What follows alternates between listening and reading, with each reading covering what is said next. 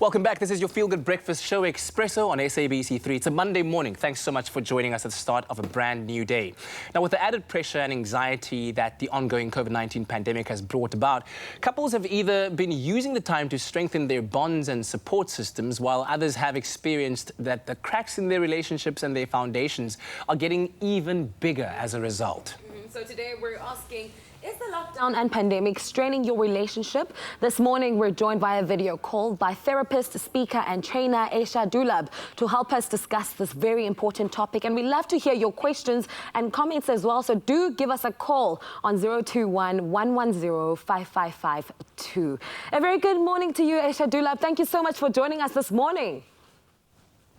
Good morning and great to be back on the show. So, Asha, let's kick it off by starting to talk about some of the unique elements of lockdown and this COVID-19 pandemic that we are going through, those elements that are really putting extra strain on relationships. Absolutely. Well, we are, let's just face it, we all are in this pandemic, which I would say is the storm, but we all are in different boats within the storm. So while some couples are really embracing the togetherness and they are feeling complete relationship bliss, we have some couples that are in lockdown in their relationships, and others are actually considering a breakup and divorce. And the unique element is that we all are experiencing this free-floating anxiety that is inherent within us. And now with the pandemic, it's actually amplified because we have so many other stresses to deal with. It's working from home, it's managing kids, it's managing homeschooling, and the biggest one of all, it's the financial stress. Of course, we are all worried about our health, our immune systems. There's fear of morbidity. And most of us are also going through a process of grief in this time. I mean, not only grieving possibly the loss of loved ones, but also grieving our freedom, grieving the loss of some connections, grieving our possible future dreams that we had. And most of us are also out of our routines at this time. I feel that most of us are out of our sleep routines, our eating patterns. We're not connecting as much with nature, and all of these things just put us out of sync with our natural rhythm. And these are the unique characteristics that are really hitting us hard now, particularly now with the pandemic. I think everyone, particularly during this time, is kind of going through some emotional labor of some sort as an individual. And I can imagine what a relationship now, can go through because of, the strain of the pandemic or even lockdown. However, on the other hand, some people actually report that living in lockdown during this time has made them realize that they are with the right person, the right time and everything. What factors can bring people closer during this time? It's such a beautiful time for connectedness. I think that you are quite right that people have regained their lovingness and connectedness with their partners because there's a much more greater appreciation. And I think couples are now firstly eating together, they are cooking together, they are spending much more time together and really appreciating each other. I think now it's definitely a time of appreciating one's unique differences and accepting partners for who they are. Families are actually spending more time together as well. So there's definitely much more togetherness. And I think that there's a greater level of compassion that has been developed and empathy. A lot of consideration for our partners in this time as well. So we can laugh together. That's quite nice to do in this time, just to maintain a playfulness and a lightness of being. Sometimes we can become quite serious being faced with such a pandemic where we are fear-based. And in life, we can take a position of fear, we can take a position of love. And in this time where we are so stressed and experiencing this anxiety, how beautiful is it just to connect with our loved ones and regain this intensity of togetherness. Now, of course, with that being said, Asha, some people have also ended their relationships during this time, saying it's not necessarily because of lockdown, but rather that lockdown has removed all of those distractions and allowed for a proper analysis of their relationship. And what are your thoughts on this? Well, quite often we're quite distracted by our daily routines. And now with the lockdown, being able to just reassess where we are, I think many people are asking some more existential questions, such as, What do I really want? Who am I? What gives me the joy? Am I happy? And I think that there's quite a lot of growth in that. If we are making a decision that's out of maturity and out of awareness, I think it's something that is good. After all, we all really want to be happy. How beautiful is it just to experience complete happiness in life? And sometimes that means that we have to make some tough decisions. And with tough decisions come with pain and a breakup. But there's always growth in the struggles that we endure in life. That's true. Asha, please do not go anywhere because we will continue with the second part of our conversation a little later on. But what we want to know from you at home is the lockdown and pandemic straining your relationship? Share your questions and comments for our therapist, speaker and trainer, Asha Dullabh too. So head on over to our Facebook page, drop a comment on this post and we will engage with you, or give us a call on 021 110 552. 5552. Make sure you got the connection there. It's my feel-good breakfast show.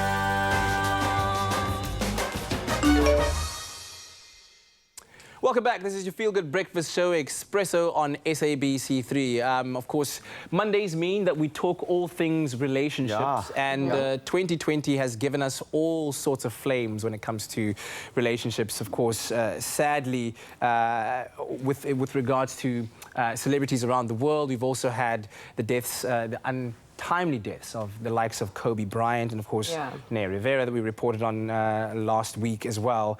But there's been a lot that's been happening in terms of the unions of A-list celebrities out there that 2020 has just kind of looked upon with shame and just trashed.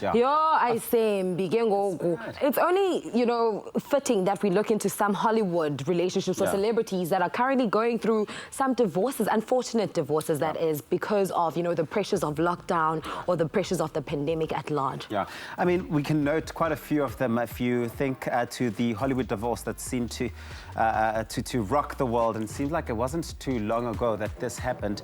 Remember that marriage. It was Julian Huff and National Hockey League star Brooks Lake. Remember that? The adorable couple obviously had previously admitted hitting a speed bump, and when Julian opened up to Brooks about her true sexual identity, which she has asserted as not straight, and obviously that led to them getting that divorce. But I think sometimes this speaks to the fact that sometimes when you discover that incompatibility in that regard, I mean, this is obviously a bit of a rare case, but it certainly does seem to happen a lot in marriages, that it can lead to a relationship breakdown, as we've seen, and it's sad. And it seemed as though they were possibly working through their struggles, maybe managing it, but finally when lockdown set in, it was apparent that the couple wasn't on the same page when they shared that they were quarantining apart from each other at the start of the pandemic, and they announced their breakup at the end of May. Oh, wow. And that's the end of that love story, very unfortunately so.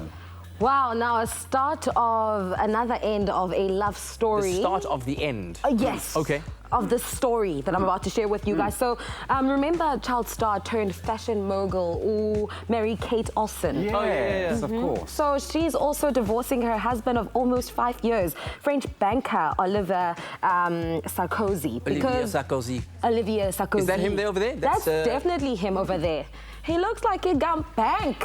Okay, he is a French banker after all, because he was worried about the safety of his ex-wife, Charlotte Bernard, and their children during COVID-19. He moved them into their New York apartment, which proved to be too much for Mary-Kate to handle. But why? So fearing for the safety of his ex-wife and their children together. He moved them to a New York apartment. Their apartment. Okay. As so the to couple. come live with them. To come live with Mary-Kate? No, I don't think he came to live with them, with Mary-Kate in the apartment, but I think that they own an apartment in New York. Okay. Yes. So they've moved the family and the ex-wife into that apartment for their own safety. So what's the challenge? So the challenge is like, how do you give access to your ex-wife into our space? Must she die? And also, why do... No, that's what I'm saying, that why is she... That's extreme. Turning up, exactly. Well, no, I'm not saying it's extreme on her part to say she's calling it, but perhaps she couldn't handle that he cared so much, I suppose, about his ex-wife and children. You know, that could have been a tad too far for her to go. Like, I'm understanding that there's still a contact between you and your children and thusly your ex-wife, but now you're showing a little bit too much heart. Yeah. I mean, I suppose there is Casts always a doubt. backstory to this sort of thing. You might find that there is a history of that care sometimes being overstepped in some instances, and maybe this was really the tipping point. But it does happen. Of course, Sarkozy ordered for her to share this home, right? And this has really just broken this relationship apart. See, Man. Why does quarantine put extra pressure on relationships? That's the question. It seems it has. Share your thoughts with us on our social media pages, and of course we will continue our discussion with the therapist Asha Dullabh shortly. Wekatlejo and Gwihle will be chatting to her. Of course, you can give us a call 021 110 5552. It's my feel-good breakfast show.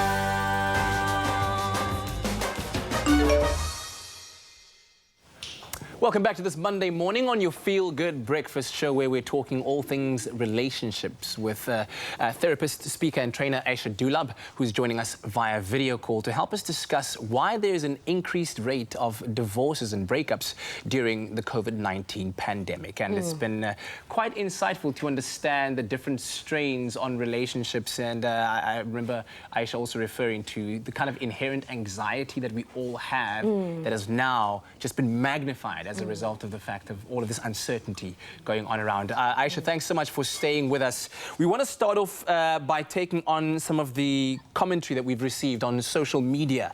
This from our Facebook page. Mpo Pretty Makafola says, when asking the question about how the lockdown and the pandemic has affected your relationship, says, mine with my partner didn't go well. We broke because we were already in a long-distance relationship, but we are trying to fix things now. But my relationship with my family is getting stronger and stronger. I also got to see my son grow up because due to work, I was not at home. I love that. What do you make of that, Asha? Do you think that necessarily that people in long-distance relationships will kind of feel the true strain of what it means to have their relationship kind of halted, if you will, by this lockdown? Oh, yes, absolutely. I mean, life is all about relationships. And, you know, with relationships, it's emotionally loaded. So I think that most of us are feeling so challenged by all the stresses. So now all of a sudden we are in the space where we are now experiencing a breakup, and we need to be really be courageous and accept the vulnerability that goes with that. You know, this is a time where our masks need to come off, and we really need to get to know who we are in this process. A relationship is also about getting to know yourself. And in the space of relationship poverty, I think that most of us have been suffering from relationship poverty for so long. The lockdown has now all of a sudden given us the opportunity to reconnect. And how beautiful it is now that we are experiencing this true relationships with other family members. With our children, there's been so many people reporting far more stronger connection with the other family members as well as their kids. And of course, breakups are challenging. It's as I say, it comes with a lot of emotion. So we have to be very kind with ourselves. Be compassionate to your partner. Be compassionate to yourself.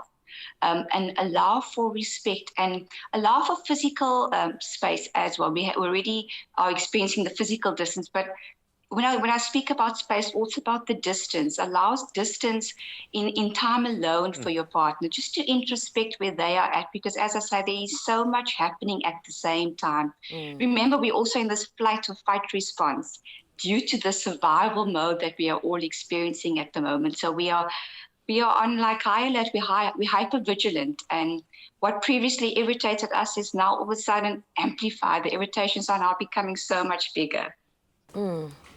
Another question or a comment that came through from Buhle Buyeza, saying nothing much than communicating via WhatsApp and Facebook, and sometimes I do video calls just to see my baby. So people are finding ways to strengthen their relationships. But indeed, some people and some couples out there have realized that they have grown apart and that it's time to break up, but they're also otherwise compelled to still live together because of the circumstances surrounding this pandemic. How can a couple successfully cohabitate while breaking up, which must be an incredibly difficult scenario to be in?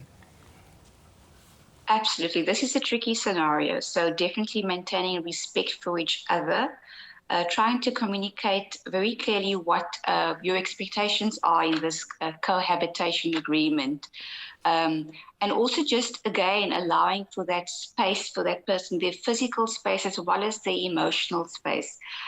Also just practicing moments where you speak about the good times, offer gratitude for each other in the space that you are in, despite the emotionally loaded feelings that are currently in the household. But offer words such as, I am sorry, I do care, I love you. Despite a breakup, I think couples do have this heightened level of care for their partners. Some people also feel quite guilty that they've broken up with their partner during this very stressful time. So speak about those feelings of guilt, those feelings of possible the shame that goes with it. And of course, speak about your fears. I think fears are ripe at the moment. We are so fearful of so many things. People don't want to be alone. They fear rejection. They fear abandonment. And of course, in this time of uncertainty, we don't even know what's to come the next day. So, where am I going to be living in the next month? What will the outcome be? In the space of uncertainty, we struggle. We like things. We like to know exactly how things are going to play out. And with a breakup, we never know, both emotionally and physically, what's going to happen. So it's quite a scary process, and we need to just be kind to ourselves within this process. Asha Dullabh, thank you so much for joining us this morning on shedding light on the importance of communication during relationships, of being empathetic and what's the other English word? Sympathetic. Here we go. With your partners during this very difficult times. We know that we are going through emotional labor as individuals, but we also need to be considerate of the person that we are currently living with or we are in, a relationship with, regardless of the distance or of the lockdown or of the pandemic. I hope that you have yourself a fantastic morning further, Asha. Thank you very much. Well, perhaps if you're looking at something to do to help you rebuild an otherwise broken down connection, you could start baking together. Baking is a science and it's a difficult challenge to take on. And together, perhaps you might make something delicious that could rekindle your love.